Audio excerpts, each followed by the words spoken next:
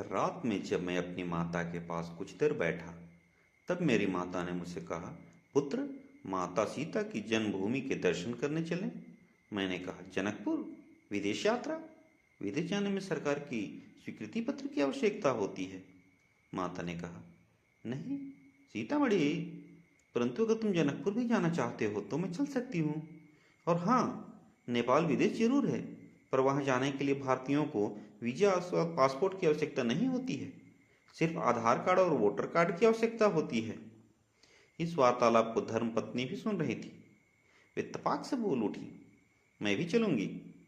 मैं सोच में पड़ गया, परंतु मेरी उत्सुकता इस बात में थी कि मैं बचपन से माता सीता की जन्मभूमि जनकपुर को मानता आ रहा था, जो अचानक बदलकर सीतामढ़ी कैसे हो गई। मैंने किताबों में ताका झांकी की तो ज्ञात हुआ कि मेरी माता की बातें सच हैं और जानने योग्य हैं। अतः मैंने कहा, हे माता, मेरे मस्तिष्क के अंधकार को दूर कर ज्ञान के प्रकाश से भर दो। माता ने कहना प्रारंभ किया, मिथिला राज्य का विस्तार उत्तर में हिमालय की तराई से लेकर दक्षिण में गंगा नदी तट तक तथा पूर्व में महानंदा नदी तट से पश्चिम में गंडकी नदी तक थी।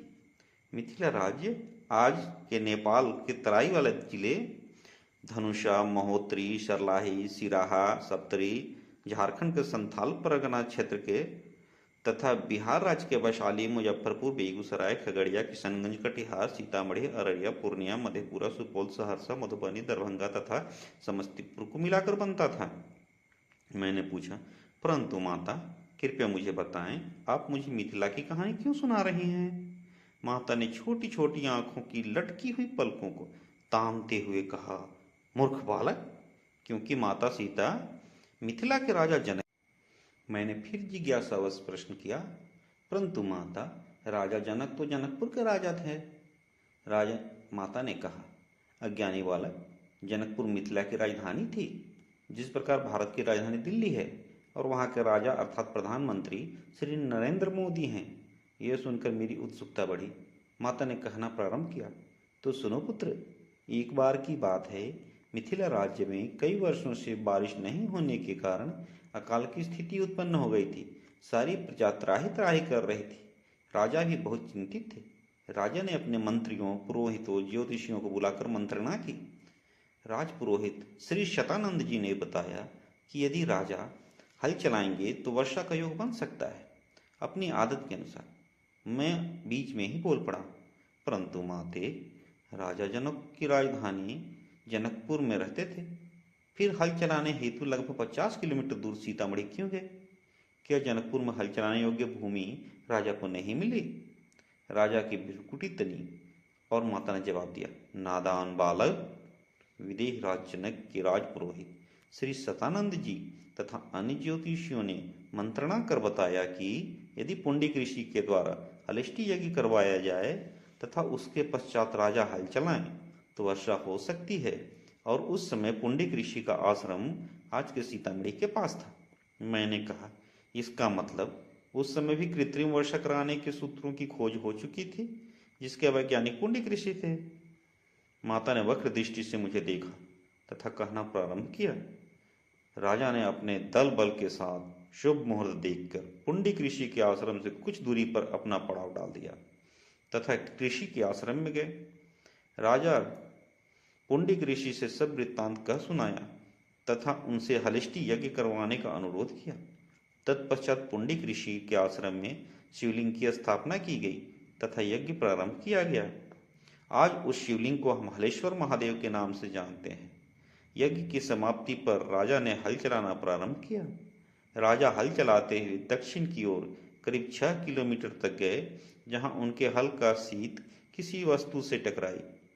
मैंने पूछा, यह सीत क्या होता है? माता ने कहा, बीच में नटोक। फिर माता ने कहना प्रारंभ किया, हल का अगला भाग जो मिट्टी को चीरने के लिए कठोर धातु का बना होता है, सीत कहलाता है। जैसे ही राजा का हल किसी वस्तु से टकराई, राजा को आश्चर्य हुआ कि इस क्षेत्र में दूर दूर तक कोई पहाड़ या चट्टान नहीं है। फिर यह हल का सीत किस वस्तु से टकराई?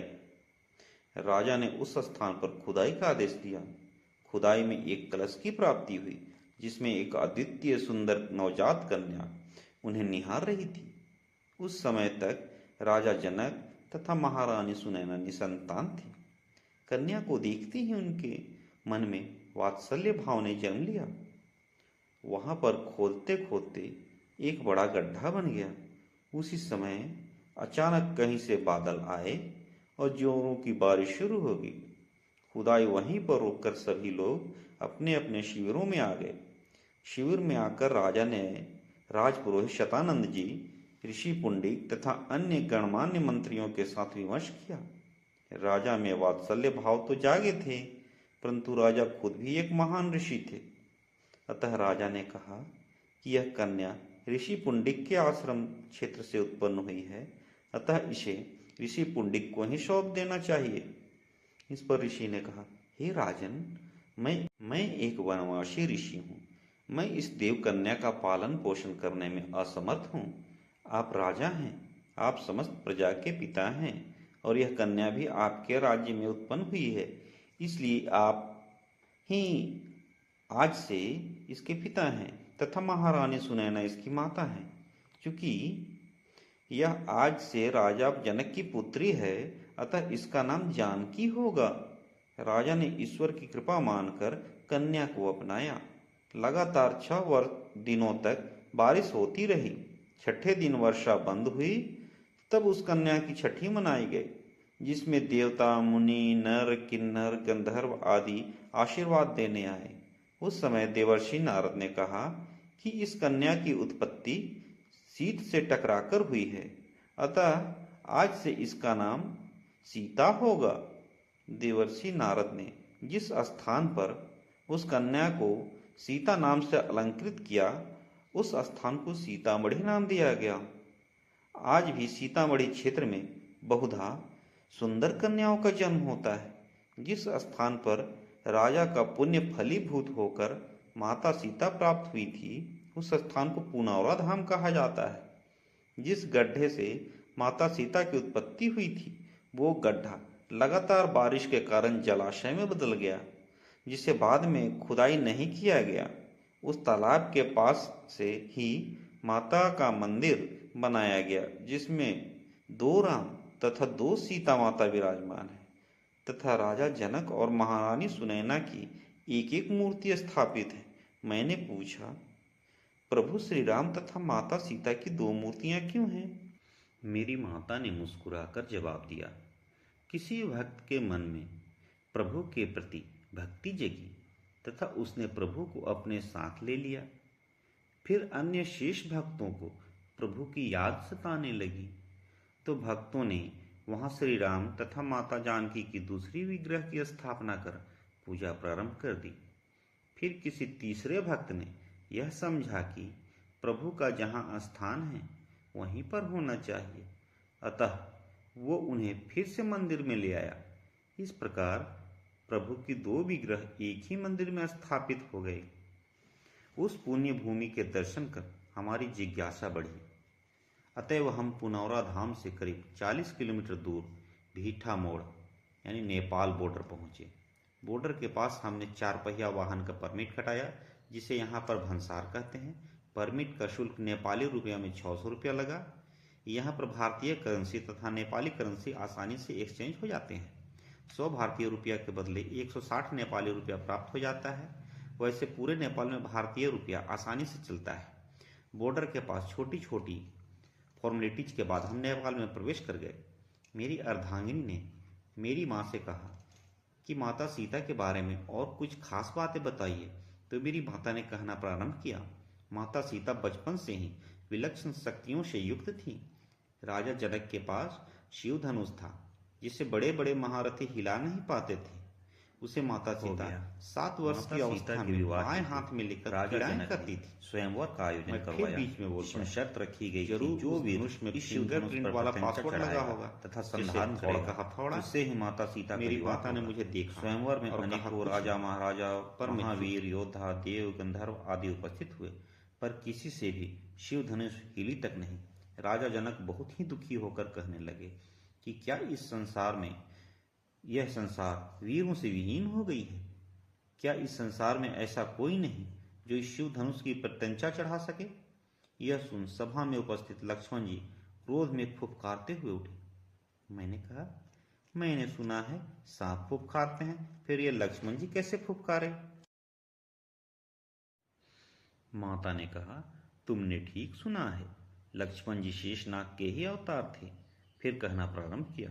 लक्ष्मण जी ने कहा कि यदि मेरे बड़े भैया श्री राम आदेश दें तो मैं अभी इस शिव धनुष की प्रतिंचा चढ़ाकर संधान कर दूं, परंतु जिस सभा में भी श्री राम बैठे हैं उस सभा में ऐसी बातें हो तो मैं चुप नहीं रह सकता।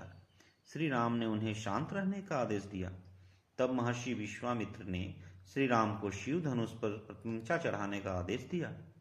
श्री राम उठे, गुरु को प्रणाम किया, राजा जनक को प्रणाम किया, सभा को प्रणाम किया तथा शिव धनुष को प्रणाम किया तथा गुरु की आज्ञा पाकर श्री राम ने जैसे ही प्रतिंचा चढ़ाना चाहा, शिव धनुष 3 टुकड़ों में बट गया।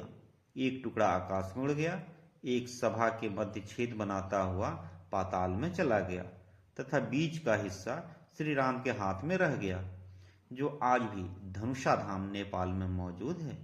शिव धनुष के टूटने से बहुत जोर की गर्जना हुई, जिसकी ध्वनि को सुनकर भगवान परशुराम ने तत्क्षण यह जान लिया कि अवश्य किसी ने शिव धनुष को खंडित किया है। इससे वे अत्यंत क्रोधित होकर तत्काल ही स्वयंवर स्थल पर पहुंच गए। भगवान परशुराम को मन की गति से गमन करने की शक्ति प्राप्त थी। उन्होंने धनुष तोड़ने वाले का नाम पूछा। तब लक्ष्मण जी ने उनको बातों में उलझाए रखा, जिससे भगवान परशुराम और भी क्रोधित हो गए और उन्होंने लक्ष्मण जी के सामने अपना परशु तान दिया। लक्ष्मण जी भी अपने धनुष बाण लेकर तैयार हो गए। तब प्रभु श्री राम सामने आए और भगवान परशुराम को प्रणाम करके आशीर्वाद लिया। भगवान परशुराम ने श्री राम को आशीर्वाद देकर कहा कि जल्दी बताओ, शिव धनुष किसने तोड़ा? तो भगवान राम ने कहा, यह दृष्टता आपके दास से हो गई है भगवान। फिर भगवान परशुराम ने भगवान राम को देखा और उनकी मोहिनी छवि को देखते रह गए। उन्हें श्री राम के अंदर भगवान विष्णु की छवि के दर्शन हुए और भगवान परशुराम ने उन्हें भगवान विष्णु का धनुष संधान करने का आदेश दिया तथा कहा कि यदि तुम इस धनुष पर बाण चढ़ाकर संधान कर सको तो मेरी शंका दूर हो जाएगी। यह सुनकर श्री राम ने भगवान विष्णु का धनुष लेकर उस पर वैष्णव बाण का संधान किया। इसके बाद भगवान परशुराम सभी स्वयंवर स्थल से कुछ दूरी पर जनित क्रोध एक सरोवर के पास गए तथा स्नान किया, जिसे आज हम परशुराम तालाब के नाम से जानते हैं।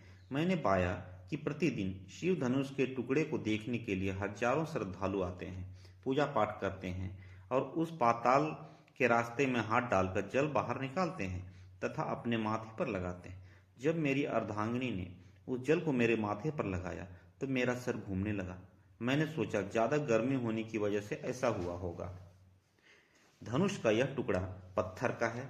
इस प्रकार का पत्थर मैंने रामेश्वरम में राम सेतु में देखा है, परंतु धनुषा धाम के आसपास दूर दूर तक किसी प्रकार का कोई पहाड़ नहीं है। तो इतना बड़ा पत्थर का टुकड़ा वो कहाँ से आया, कैसे आया, यह बहुत ही आश्चर्यजनक है। मैंने धनुषा धाम के पुजारी जी से बात की तो उन्होंने बताया कि यह धनुष का टुकड़ा हर साल 1 जौ के बराबर बढ़ता है तथा गोवर्धन पर्वत हर साल 1 जौ के बराबर घटता है। यहाँ पर जो ये हिस्सा दिख रहा है यह कुछ समय पहले ही धरती से बाहर आया है। इसके पूर्व यह दिखाई नहीं देता था और यहाँ का शांत वातावरण को देखकर बहुत ही आनंद की अनुभूति हो रही थी। फिर हम वापस लौटने के क्रम में परशुराम तालाब के पास रुके। तालाब के बीचों बीच एक विशाल शिवलिंग बना हुआ है जो बहुत ही अद्भुत है। शिवलिंग तक जाने के लिए एक रैंप बना हुआ है जिस पर चलकर लोग वहां जाते हैं, वहां फोटो खिंचाते हैं। तालाब में बहुत सी रंगीन मछलियां हैं जिसे लोग दाना खिलाकर खुश होते हैं। हमने भी कुछ समय तालाब के किनारे पेड़ की ठंडी छांव में बिताया। वहां बैठे चाट पकौड़े तथा आइसक्रीम का मजा लिया। फिर जनकपुर की ओर चल पड़े। जय सिया राम।